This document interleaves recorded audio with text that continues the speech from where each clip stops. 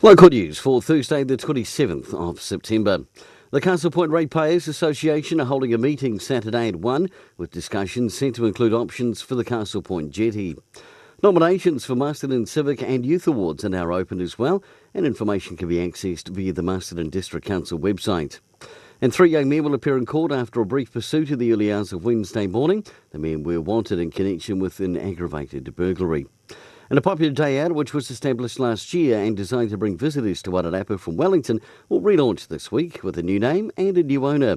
What used to be known as Country Village Heaven Greytown Tours will relaunch this Saturday under the new name Village Artisan Tour. And the pre-registration for the popular Wairarapa Multisports Biathlon Series begins a week today. The first race is on the 11th of October before a Christmas break and returning on the 10th of January.